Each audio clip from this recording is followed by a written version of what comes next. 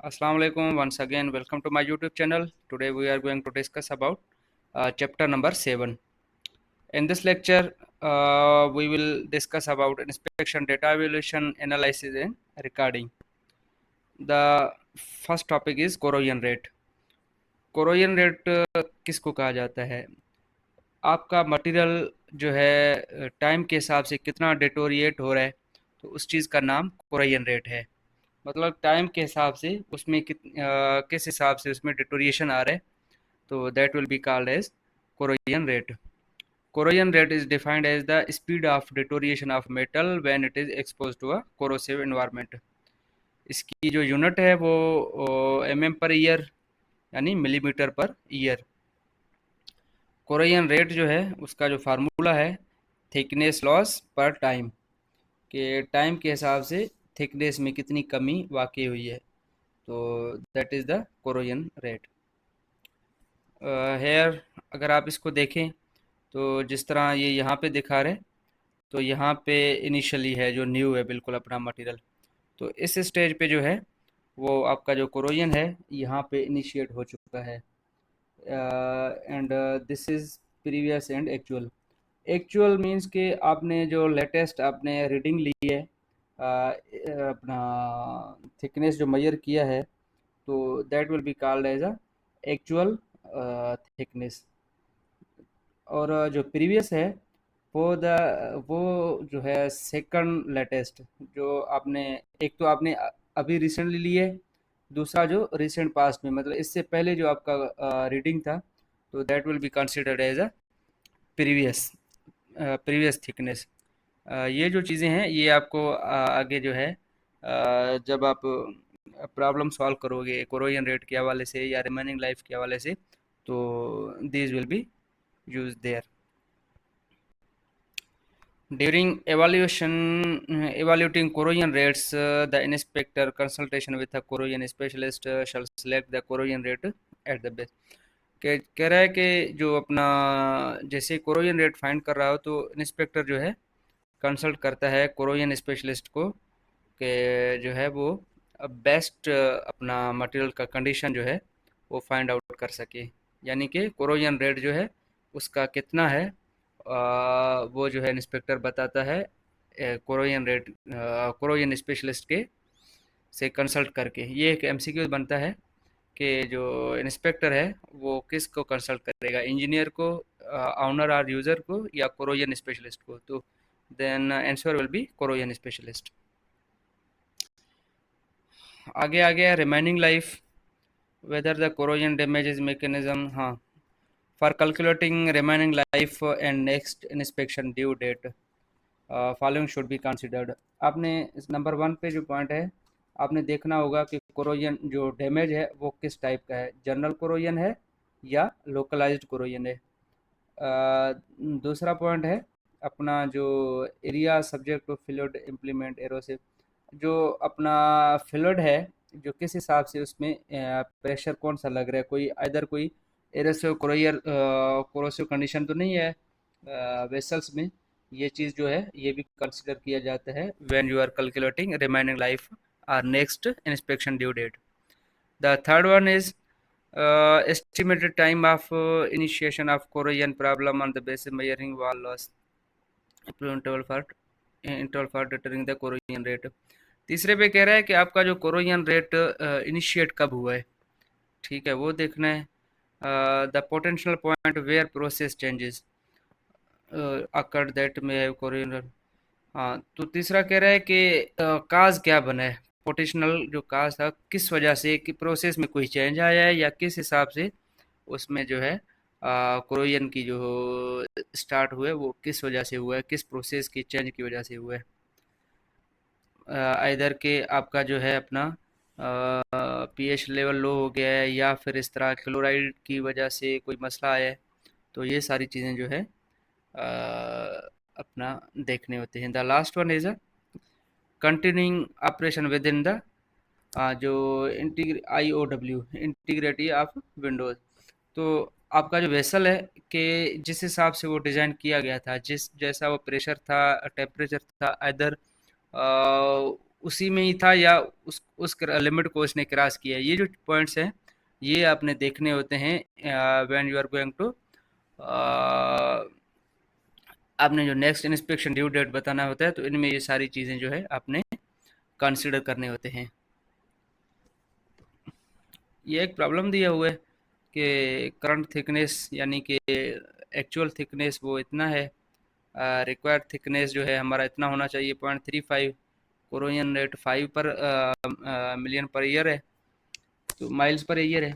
तो ये आपका जो है रिमेनिंग लाइफ कितना होगा।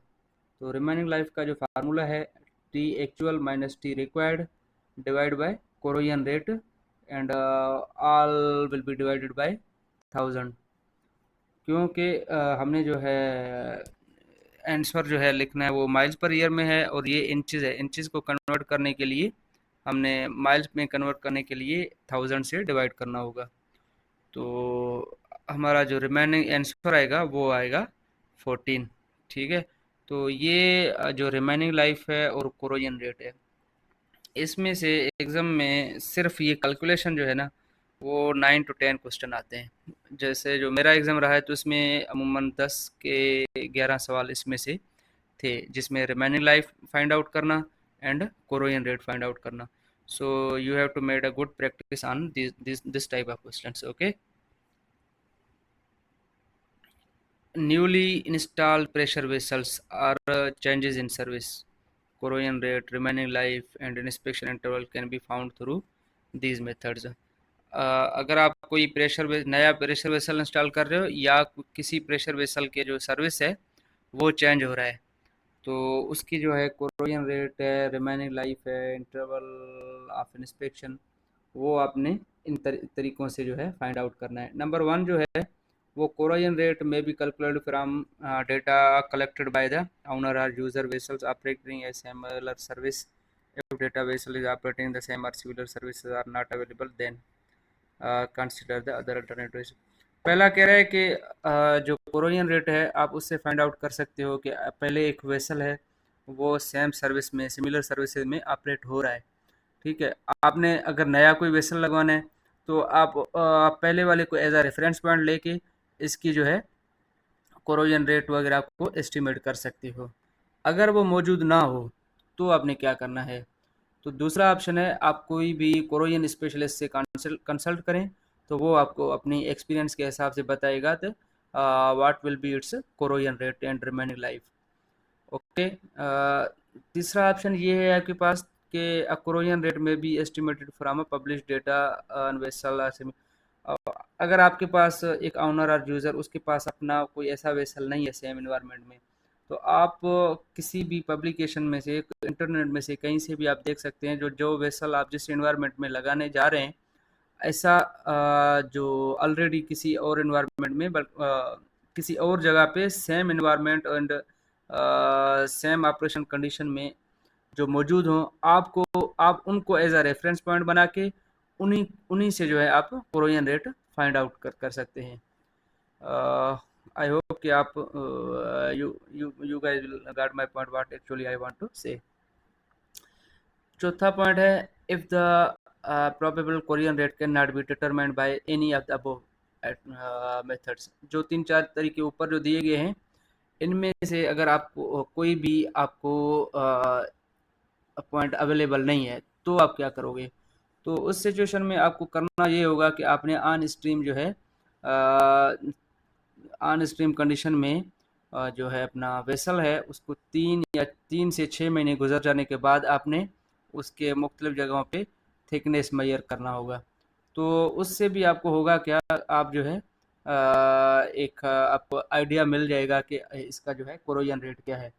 अ, आगे नेक्स्ट कह रहा है कि जो if later determined that an inaccurate Korean rate was assumed। ये आपने एक बार जो है 3-6 महीने के बाद आपने लगाया कि भाई आप ये कोरोजन रेट है, फिर आपको पता चलता है कि नहीं जो मैंने जो कोरोजन रेट निकाला था तो वो जो है एक्यूरेट नहीं है।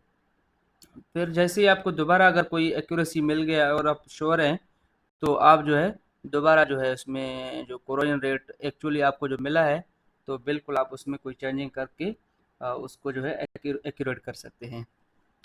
ओके, ये जो एक पैराग्राफ था इसमें ये था कि आपका एक वेसल लगाने लगे हो या उसकी सर्विस कंडीशन जो है चेंज कर रहे हो, तो ये 3-4 स्टेप्स हैं जिनके मदद से आप कोरोजन रेट और रिमेनिंग लाइफ एस्टिमेट कर सकते हो। तो इसमें से जो मेरे पे एग्ज़ाम में जो सवाल आया था वो ये आया था कि आपको कितने मंथ बाद जो है आपने उसकी इंस्पेक्शन करनी होगी। तो ये 3 to 6 ऑप्शन था, कुछ और भी था, 1 ईयर था, ऐसा। तो मेरे वाले में ये ऑप्शन आया था। नेक्स्ट है remaining life calculation. Remaining life की जो फार्मूला है वो यही है, T actual minus T required divide by corrosion rate. Okay, this is the formula for remaining life.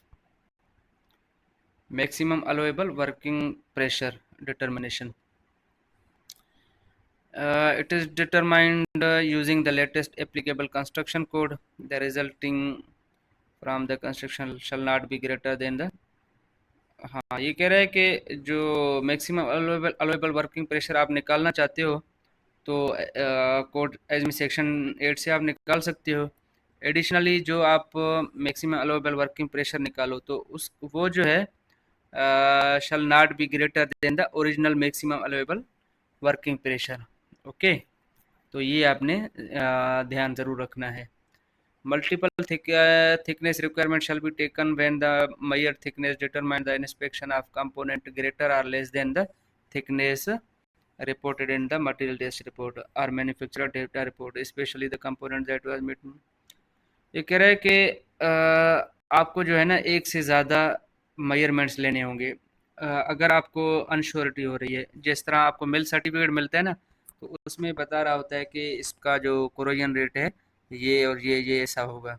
आपने अपने हिसाब से थिकनेस लिए, अगर उसमें कोई डाइवर्टी आ रही है, वो कम हो ज़्यादा हो रहा है, तो ऐसा कोई सिचुएशन बन रहा है तो आपने जो है मल्टीपल टाइम्स लेके उसकी जो है एक आइडिया लगाना है कि इधर which will be the better one. Specially जब जब भी कोई फार्मिंग प्रोसेस से अपना जब वेसल बन के आ जाए तो उसके लिए तो लाजिम है ये। Okay, the thickness measurement procedure shall be approved by the inspector. हाँ, this will also be considered कि जो है थिकनेस मेजरमेंट जो प्रोसीजर है उसको अप्रूव कौन करता है? इंजीनियर, इंस्पेक्टर, कोरोजन स्पेशलिस्ट और ऑनर और user. The answer will be the inspector. Okay, next is fitness for service analysis of corroded regions. कोई भी जो है अपना कोरोडेड रीजन है तो वहाँ एफ हम किस तरह फाइंड आउट करेंगे? For vessels with inside dia less than or equal to 6 inch, तो उसके लिए 1/2 होता है। और दूसरा ऑप्शन है जो दूसरा केस है वो है वेसल्स जिनकी इनसाइड डाया जो है वो 60 इंच से ज़्यादा हो, तो उसको हम 1/3 लेते हैं। ठीक है, ये भी जो है रिपीटेड क्वेश्चन है, बार बार ये भी आता है। तो ये 2 पॉइंट जो है अपने माइंड में लाजमी रखने हैं कि जब 60 इंच से लेस देन हो या इक्वल हो तो उसके लिए हाफ होता है, 1/2। और 6 मोर देन 60 हो तो then 1/3। The region of metal loss has relatively smooth counters without noise negligible। Okay, metal loss जो जहाँ पे आपको दिखे तो वहाँ अगर जो है अपना कोई भी शार्प एजेस वगैरह ना हो, क्योंकि अगर ऐसा कुछ पाया गया तो वहाँ पे जो है लोकली स्ट्रेस जो है वो पैदा हो जाते हैं। The equipment does not operate in the creep range. ठीक है, ये भी आपने ख्याल रखना है कि अपना जो इक्विपमेंट है वो भी क्रीप रेंज में ना हो और ना ही साइक्लिक सर्विस यानी कि फटीक सर्विस में भी ना हो। Minimum thickness reading should be 15। ठीक है, तो 15 तक आप रीडिंग जो है मिनिमम आपने लेने हैं। Minimum reading must be included the thickness average. तो जो सबसे मिनिमम रीडिंग जो आपने लिया है तो वो भी आपने जो है लाजमन उसमें कंसिडर करना है। और सबसे अहम चीज़ ये है कि जहाँ पे कोई पिट है कोई भी थिंड एरिया है तो वहाँ पे आपने ये चीज़ लाजमी देखना है कि उसका जो 50% हो रिक्वायर्ड थिकनेस से, उससे जो है वो पिट की जो डेप्थ हो वो ज़्यादा ना हो। अगर 50 से ज़्यादा हो तो you as an inspector you should directly reject the that one. Okay. तो ये जो स्लाइड है इसका मतलब यही है कि थिंड एरिया यानी कि कोई पिटेड वगैरह हो तो वहाँ ऐसे ऐसे कंडीशन हो तो आप उसको एक्सेप्ट कर सकते हो। ठीक है। जो लास्ट पॉइंट बता रहे हैं कि अगर उसकी डेप्थ 50% से ज़्यादा हो रिक्वायर्ड थिकनेस से, तो definitely you have to reject that one. Okay. हाँ, नीचे जो एक दो पॉइंट नोट में दिए गए हैं ये भी वेरी इंपॉर्टेंट हैं एग्जाम पॉइंट ऑफ व्यू से, कि भाई अगर सरकमफ्रेंशियल स्ट्रेसेस हों तो आपने थिकनेस रीडिंग लेने हैं लॉन्गिट्यूडल लॉन्गिट्यूडनल लेंथ में, और अगर स्ट्रेसेस जो हैं लॉन्गिट्यूडनल हों तो जिस तरह ये अपना विंड हो गया है, अपना सपोर्ट्स हो गया, तो इस सिचुएशन में आपने जो है जो रीडिंग्स लेने होंगे वो सरकमफ्रेंशियल। ये जो दो पॉइंट हैं ये आपने लाजमी माइंड में रखने हैं। These are also repeated in the every exam. Okay. तो ये जो स्लाइड था एक्चुअली था हमारे थिंड एरिया, यानी कि कहीं भी कोई पिट पाया जाए तो वहाँ किस सिचुएशन में हम उसको एक्सेप्ट करेंगे और किस सिचुएशन में रिजेक्ट करेंगे। When performing thickness averaging near nozzle structure discontinuous like nozzles the limits for the thickness shall be consider. हाँ, कह रहा है कि आप अगर जिस टाइम थिकनेस मेजरमेंट ले रहे हो कि कोई भी किसी नोजल्स के करीब, तो वहाँ पे जो है आपने एज पर कोड आपने देखना होगा कि कौन सा पोर्शन नोज़ल में आता है, तो उस चीज़ को आपने थोड़ा ध्यान रख के सिर्फ सिर्फ और सिर्फ वो शेल तक आपने महदूद रहना है। ठीक है। when performing remind life calculation the lowest average of any length is corroded area is substituted with for t actual। The last one जो अंडरलाइन किया हुआ है, तो टी एक्चुअल की डेफिनेशन बताया हुआ है कि टी एक्चुअल क्या है। टी एक्चुअल वो है कि जो आपने लोएस्ट वैल्यू जिसकी हो, जिस टाइम आप कैलकुलेशन करोगे ना रिमेनिंग लाइफ की, तो वहाँ पे आपको टी एक्चुअल की ज़रूरत पड़ती है। टी एक्चुअल यानी कि कौन सा है जो आपने लेटेस्ट रीडिंग ली हो और जो सबसे कम रीडिंग जो दिखा रहा है। ठीक है। मिसाल के तौर पे आपने 5 जगहों पे रीडिंग ली है। एक जगह पे आ रहा है 0.7, दूसरे पे 0.8, 0.5, 0.9। तो 0.5 will be the actual value because it is the lowest one. Okay. Evolution of pitting. अब पिटिंग जैसे आप देख रहे हो तो किस सिचुएशन में आप पिट को जो है इग्नोर कर सकती हो। The remaining thickness below the pit is greater than one half of the required thickness. Okay. The total area of pitting that is deeper than the corrosion allowance does not exceed 7 inches within any 8-inch diameter circle. Right. The sum of pit dimensions that is deeper than the corrosion allowance along any straight 8 inch line does not exceed. Okay. ये भी आपने जो है ना लाजमी जहन में रखने हैं, ये जो दो तीन पॉइंट्स हैं बी एंड सी, ये पेपर में मेरे वाले में भी आए थे और ये हर एग्जाम में इंक्लूड होते हैं। B and C you should remember this both. Alternative evolution methods for thinning. When the measured thickness of component is below the required minimum thickness, the area may be evaluated using sign by analysis method as an alternative to conventional thickness criteria. These analytical methods can also be applied beyond grounded areas defects have been removed।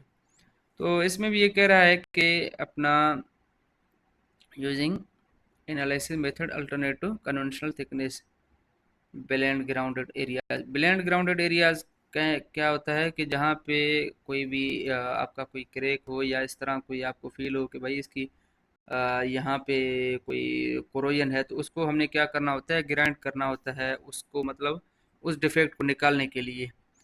तो ऐसा कोई situation बता रहा है कि evolution of alternative evolution methods it is essential to ensure that no sharp corners no remaining plan ground. हाँ, ये आपने कंफर्म करना है कि कोई भी शार्प कार्नर ना हो जहाँ पे आपने जो ग्राउंड ग्राइंड करके जो डिफेक्ट को निकाला हो ना, तो वहाँ पे किसी भी किस्म का हमारा शार्प एज ना हो और ना ही कोई ज़्यादा डीप हो। तो इससे होगा क्या कि जैसे स्मूथ अनइवन होगा ना, तो वहाँ पे स्ट्रेसेस जो है डेवलप हो जाएंगे। वंस आपके मटेरियल में स्ट्रेसेस जैसे डेवलप हो गए, तो भाई आपका काम तमाम हो गया। वहीं से ही जो है क्रैक क्रैक बनेगा, और क्रैक प्रोपेगेशन होगा तो आपका मटेरियल जो है फेल हो जाएगा। ओके।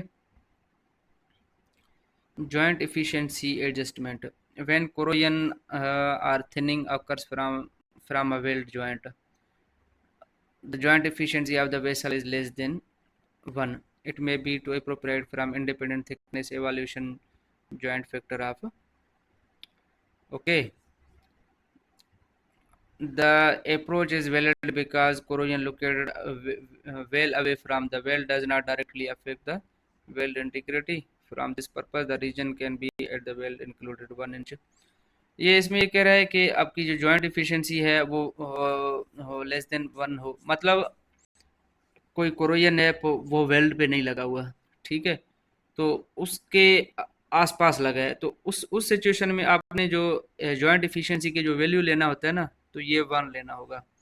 और जो वेल्डमेंट है, जो वेल्ड का वेल्डेड पोर्शन है, तो उसके दोनों साइडों पे आपने 2.5 सेंटीमीटर तक जो है उसको कंसिडर करना होता है, उसकी जो लेंथ है, ठीक है, जिस तरह ये नीचे लिखा हुआ है कि 1 inch on either side of the weld or twice the required minimum thickness.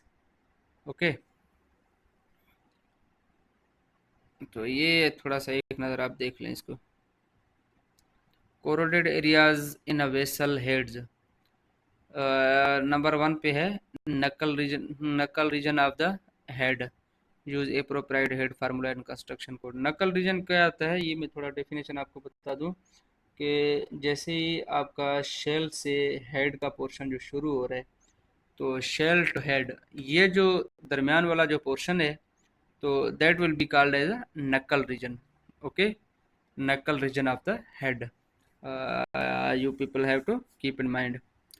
और कह रहा है कि इसके लिए जो फार्मूला इस्तेमाल होता है वो हेड फार्मूला होता है, जो कंस्ट्रक्शन किसी भी कंस्ट्रक्शन कोड यानी कि एपीआई एजमी सेक्शन 8 है, उसमें जो भी हेड का फार्मूला होगा, तो आपने नकल रीजन के लिए वो फार्मूला इस्तेमाल होगा। And the B is in the central portion of the head, use hemispherical head formula in the construction code. अगर सेंट्रल पोर्शन पे की बात हो रही हो, तो आपने जो है हेमिस्फेरिकल का फार्मूला इस्तेमाल करना होगा। सेंट्रल पोर्शन की डेफिनेशन जो बता रहा है वो ये बता रहा है कि कोई भी आपका हेड है, ठीक है, तो उसका सेंट्रल पोर्शन किसको कहते हैं, जिसका जो डाया है शेल के डाया के 80% के इक्वल हो, तो that will be called as a central portion. Okay, central portion of the head. For toruspherical heads, the radius to use in the hemispherical head formula, in the crown radius for ellipsoidal heads, the radius to use in the hemispherical head formula. Okay. Fitness for service evaluations, कि आपका जो vessel है, either वो उसकी integrity ऐसा है कि आप उसको फर्दर यूज़ कर सकते हो या नहीं। तो उसकी एवोल्यूशन के लिए आपने क्या करना होगा, ये जो 5-6 पॉइंट हैं, टू एवोल्यूट मेटल लॉस, कि मेटल लॉस कितना हुआ है, जिस तरह उसका जो थिकनेस है वो कितना रह गया है, और जो कोरोजन है वो जनरल कोरोजन है या लोकलाइज्ड कोरोजन है, ठीक है, नंबर 1 पॉइंट। नंबर 2 पॉइंट है to evaluate blisters and laminations. Number 3 point है to evaluate weld misalignments and shell distortions. The D is to evaluate crack like flaws, किसी किस्म का कोई क्रेक तो नहीं आया हो। To evaluate potential creep damage, आप उसको में देखें कि क्रीप डैमेज यानी कि हाई टेम्परेचर पे क्रीप, जहाँ पे लफ्ज़ क्रीप इस्तेमाल हो तो इट मीन्स कि कोई हाई टेम्परेचर की कोई बात हो रही है, तो हाई टेम्परेचर का कोई इफेक्ट तो उस पर ना पड़ा नहीं पड़ा। तो the last one is to evaluate dent and gouge damage. किसी किस्म का अपना उस पर डेंट तो नहीं लगा, गॉज डैमेज बोलते हैं किसी भी किस्म का कोई भी इम्पेक्ट लोड पड़ जाए ना जिसको, तो that will be categorized as a gouge damage. तो ये जो है ये 5-6 पॉइंट्स हैं, ये आपने लाजमी जो है माइंड में रखने होते हैं जब आपने फिटनेस फॉर सर्विस एवोल्यूशन करने होते हैं। ठीक है, तो ये इस तरह का एक सवाल आ सकता है कि आपने कौन कौन सी चीज़ों को कंसिडर करना होता है when you are going to evaluate its fitness for services. Required thickness determination. The required thickness determination shall be based on the pressure. Number one, mechanical and structural consideration using the appropriate design formulae and code allowable stresses. आपने vessel की thickness कितना रखना होता है ये किस चीज़ पे depend करता है। नंबर एक है कि प्रेशर आपने क्या देना है। नंबर दो है आपने जो है किस सर्विस के लिए इस्तेमाल करना है। और तीसरा जो है स्ट्रक्चरल कंसिडरेशन कि आपकी जिस हिसाब से सपोर्ट्स हैं वो किस हिसाब से होंगे और विंड का क्या कंडीशन रहेगा। ये सारी चीज़ें जो है वो अपना ड्यूरिंग डिज़ाइन थिकनेस में जो है आपने कंसिडर करने होते हैं। For service where high potential of consequence यानी कि failure then a safety thickness allowance shall be provided. ऐसी कोई जो सिचुएशन जहाँ पे फेल्यूर का जो पोटेंशियल है वो ज़्यादा है, यानी कि उसमें कोई प्रेशराइज्ड चीज़ें हैं या फिर अपना जो है कोरोसिव एनवायरनमेंट है, तो उस सिचुएशन में आपने क्या करना होगा, अ लिटिल बिट उसकी जो है सेफ्टी थिकनेस यानी कि उसकी जो थिकनेस है, अगर आपको 5 mm चाहिए, मैं मिसाल दे रहा हूँ, ठीक है, अगर आपको 25 mm चाहिए तो आपने उसका जो है 30 mm तक वो रखना होता है उसका thickness, because of safety point of view. Okay, evolution of existing equipment with minimal documentation. हाँ ये चीज़ हमने जो है उसकी कोई इक्विपमेंट है आपके पास, वो आपके पास डॉक्यूमेंट जो है ना नेम प्लेट है ना जो है कोई भी और कोई डॉक्यूमेंट है जिसके थ्रू आप उस पता चल सके आपको कि इसकी रिमेनिंग लाइफ कितनी है।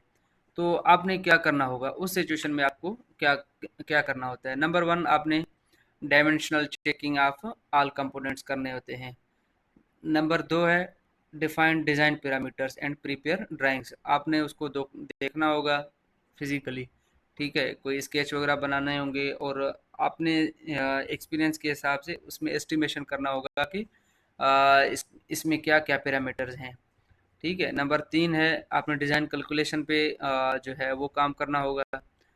चार है यूज एक्सरे फ्लोरोस्किन एनालिसिस, यानी कि आपने पीएमआई करना है, पॉजिटिव मटेरियल आइडेंटिफिकेशन। वो आप करोगे कि इसमें आया कि कौन सा मटेरियल इस्तेमाल हुआ है। और तीसरा जो है जॉइंट एफिशिएंसी आपने देखना है कि joint efficiency 0.7 for number one. हाँ, this is very important, trust me. ये जो है ना 0.7, 0.65, 0.85, ये तीनों मेरे पेपर में आए थे। 0.75 किसके लिए था, टाइप नंबर वन, बिल्कुल ऐसे ही था। और बाद में आया है 10-15 क्वेश्चन के बाद फिर आया है कि बट वेल्ड हो तो आपके पास कौन सा आपने जॉइंट एफिशिएंसी कौन सा लेना होगा, तो उसका राइट आंसर है 0.65। देन अपना सीमलेस शेल नोजल वगैरह उसके लिए 0.85। ये इस तरह का कुछ जो है ना मेरे ये तीनों आए थे। तो you people should have a gentle look on these. हाँ, तो ये स्टेप्स आपके हो गए। जो चौथा काम है, आपने ये कैलकुलेशन उसके किए हैं, तो आप फिर आपको क्या करना होगा, उसके लिए आपने आपने नेम प्लेट आप लगाएंगे। जैसे आपने उसकी कैलकुलेशन की है, एक आइडिया लगाया है, तो you have to attach a name plate and mention their maximum allowable working pressure and mate and date. Okay, the last one is perform pressure test as soon as practical। तो ये जो 4-5 पॉइंटें हैं ये तब आपको ज़रूरत पड़ती हैं जब आपके पास एक ऐसा वेसल हो जिसके बारे में आपको कोई इन्फॉर्मेशन ना हो और आपने ही एज ए इंस्पेक्टर उसकी जो है चीज़ें जो है देख के कैलकुलेशन करके उसमें नेम प्लेट वगैरह आपने लगाना है। The last is reports and records. Pressure vessel owner and user shall maintain permanent and progressive records. Permanent and progressive record, भाई परमानेंट प्रोग्रेसिव रिकॉर्ड क्या होता है? एक जिस तरह एक रिकॉर्ड तो बंदे ने रखा होता है अपना ऑनर और यूज़र ने, that will be called permanent. And progressive क्या है कि आपने वक्तन बवक्तन उसमें कोई चेंजिंग की है, कोई इंस्पेक्शन करवाया है, या उसकी कोई जो है सर्विस कंडीशन चेंज की है वेसल्स की, तो that will be consider as a progressive record. तो एक यूज़र और ऑनर के लिए ये लाजिम है। तो इसका सवाल ऐसे आता है कि प्रोग्रेसिव एंड परमानेंट रिकॉर्ड किसकी जिम्मेदारी है रखना, इंस्पेक्टर की, इंजीनियर की, या ऑनर और यूज़र की? तो इसका जो राइट जवाब है आप बेहतर जानते हैं कि क्या होगा, तो you may comment on comment section. Okay. Following four types of records should be maintained: construction and design information, inspection history, repair and operation, fitness for service assessment। Okay, ये चीज़ें जो है उसने रिकॉर्ड में रखने होते हैं। तो आज के लिए इतना ही। इंशाल्लाह उम्मीद करता हूँ कि आपको मेरा वीडियो बहुत पसंद आया होगा। इन केस आप अगर ये आपके लिए इन्फॉर्मेटिव है, लिटिल बिट लेंदी ज़रूर होगा, लेकिन अगर ये आपके लिए इन्फॉर्मेटिव है तो बराए करम मेरे चैनल को सब्सक्राइब करें और अपने दोस्तों के साथ भी शेयर करें। Thank you very much. मिलते हैं एक नए वीडियो के साथ।